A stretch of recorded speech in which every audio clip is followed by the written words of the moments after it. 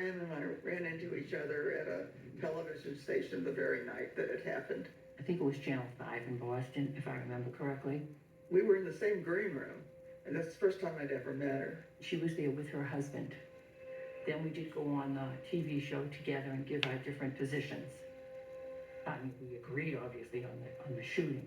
Normally, if someone I know has lost someone, I'd go right up to them, I would give them a hug, I would tell them how sorry I was. I didn't do that.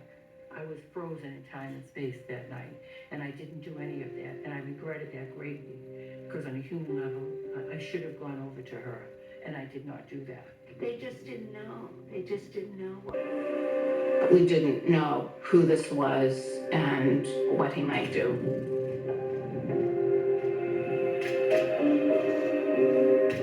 They were appalled. They were scared. Nobody knows who this person is, except that he has a lot of ammunition with him and knows how to use it. There was palpable fear. Whoever this person was who had done this could strike again. I live in Brookline. I live in that neighborhood. And I remember hearing about this gunman. I mean, here we are in this very suburban community, very safe, and there's theoretically this lone gunman, loose in the community. They are now looking for him in this area. They brought in dogs and are searching around the area. Police are saying very little, but apparently they suspect that he may be still in this region. Susan? I mean, Beacon Street it's 2 blocks from my house. So the whole area was shut down, filled with ambulances and police cars and helicopters. We got on the phone, about 10 of us from around the country, and called every single one of our clients to warn them that there is a mass murderer on his way or possibly on his way.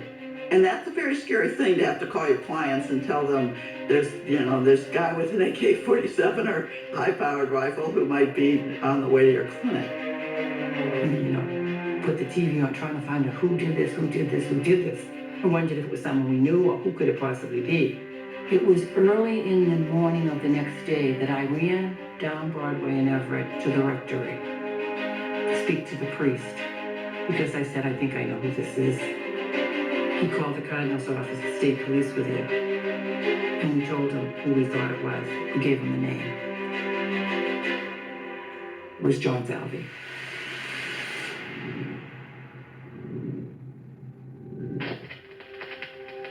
News is whatever's new, but also big news is what's most unexpected.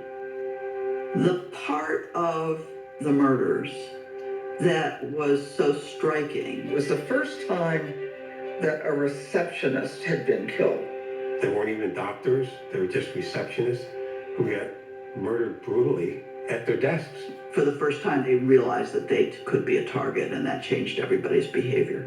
Even as lawyers, it changed our behavior. We did security checks. We made sure that our